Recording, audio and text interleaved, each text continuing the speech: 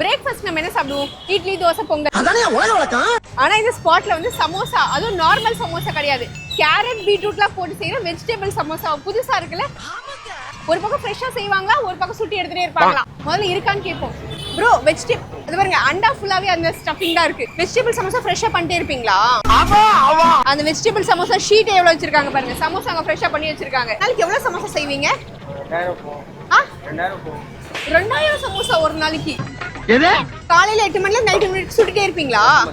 இவர் சமோசாக்கு தனி மாஸ்டர் நினைக்கிறேன். பயங்கரமான ஆர்கேடா. 2000 சமோசா ஒரு நாளைக்கு. யப்பா. அண்ணா அந்த சமோசா ஷீட் கூட நீங்களே செய்வீங்களா, வெளிய வாங்கிடுவீங்களா?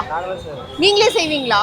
சமோசா ஷீட் இவங்களே பண்ணுவாங்க. இவ்வளவு வச்சிருக்காங்க பாருங்களேன். 2000 தான் சும்மாவா? ரொம்ப கரெக்ட்டா சொன்னப்பா. ஒரு சமோசா எவ்வளவுனா? 15 ஒன்று போதும். ஒரு சமோசா வந்து 15 ரூபாய். நல்லா பெரிய சமோசா. லோக்கல் ட்ரெயின்ல எல்லாம் போனீங்கன்னு வச்சுக்கோங்களேன், இந்த குட்டி குட்டி சமோசா வைப்பாங்க.